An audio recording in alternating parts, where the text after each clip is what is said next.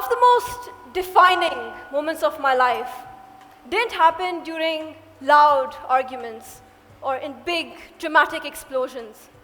They've happened quietly, in silence, at dinner tables, in classrooms, in WhatsApp groups, moments that seemed just ordinary on the outside. But within me, something shifted. Not anger, not even sadness, but just that tight, uncomfortable pause. An incident from a few years ago comes to my mind. It was one evening, dinner was noisy, casual, the type of family chaos that feels routine. And among the guests, there was this one extremely distinguished gentleman of impeccable taste and the most undignified humor. So he asks me which grade I was in. On replying with, "I'm in grade 10, he proceeds to cut me off by saying, "Oh, well, I thought you were in grade 11. Are you sure you didn't fail?" Silence. Well, at least internal silence. Because everyone around me laughed, I smiled. Not because I thought that was funny, but because I didn't want to be that girl, the one who overreacts, the one who can't take a joke. So I stared at my plate, fork midair, words caught in my throat, and I said nothing. But that moment, it stayed. It sat in my chest like a stone. And that moment, that precise moment, is what I've come to realize as the liminal hour. It's the space between truth and silence, between comfort and confrontation, between who I was once told to be and who I want to become. For a long time, I chose silence. Not because I didn't care, but because I cared too much. I wanted to be liked. I wanted to be, as people nowadays say, I wanted to be chill. I wanted to be someone who didn't ruin the mood. So, I stayed silent.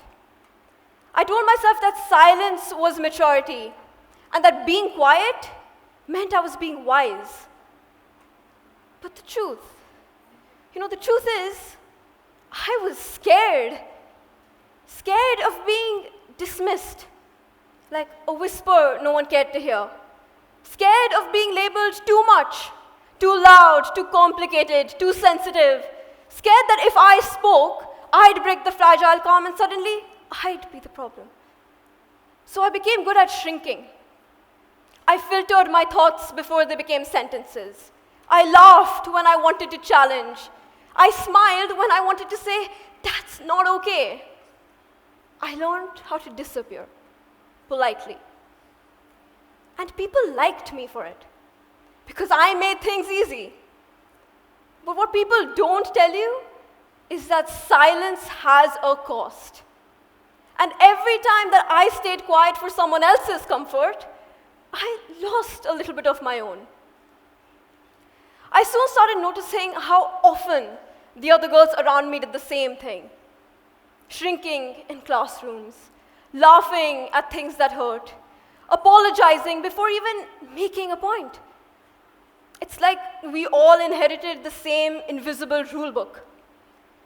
But for me, as a South Asian girl, these rules, they feel especially loud. Be composed, be agreeable, be careful, don't talk back, don't challenge adults. I didn't just learn these rules online or in school, I learned them at home. During family gatherings, someone would say something offensive or judgmental or blatantly just wrong. And I'd simply just glance over at my mom, waiting, hoping that maybe she'd say something. But she'd just stay silent. She'd keep passing the food. She'd smile. So one of those evenings, I went up to her and I asked her, I said, "Why didn't you say anything?" She looked back at me, tired, but with a sense of kindness in her eyes, and she said, "That's just the way it is. You can't help it." That's when I realized she wasn't just choosing silence. She was choosing survival.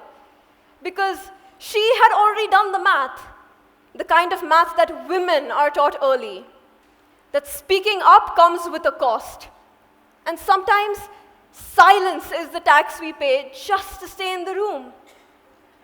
In that moment, I saw her strength, the kind that holds back instead of lashing out.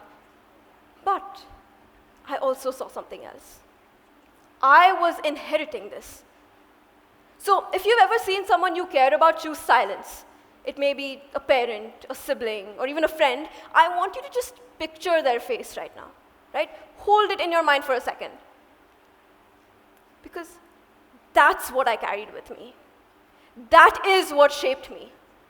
Not the silence itself, but the reflex, the quiet instinct to soften my edges, to weigh in every truth before speaking it out loud. I wasn't just watching her shrink, I was learning how to do it too.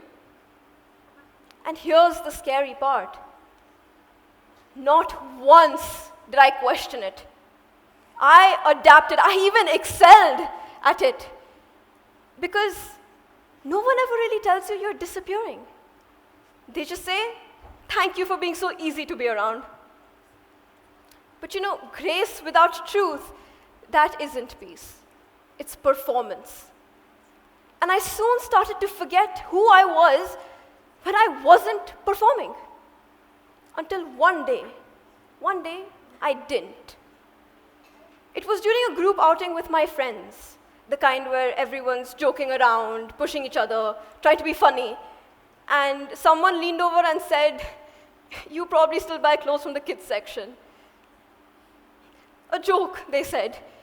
Playful, harmless, nothing personal. Laughter among my peers. Everyone except me. Because that joke, it wasn't just about my height.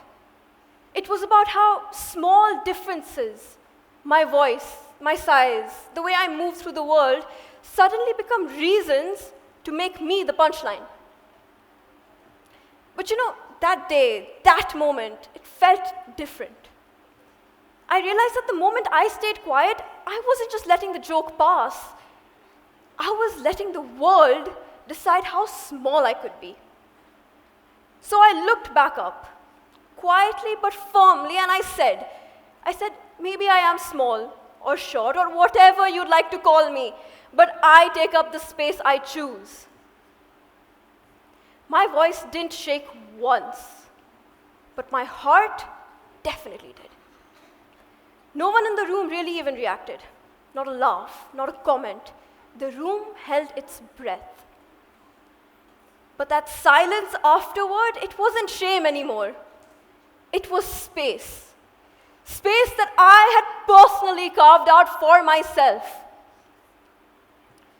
Here's the truth. Speaking up, it isn't glamorous. It's awkward. It's scary. It's even lonely sometimes. You don't always get an applause. Sometimes you get eye rolls, or even worse, silence. But it's a silence that you can breathe in. Because when you speak up, it may be imperfectly, but you still choose yourself. And when you don't, you carry it for days, just replaying the moment you stayed quiet and called it grace. So this talk, this story, this isn't just mine. It's for every woman who's ever bitten her tongue because she didn't want to be too much. It's for every teenager who's ever chosen acceptance over authenticity. Every girl who's ever laughed along just to not be left out. It's for every single one of us who's tired of being so easy to swallow.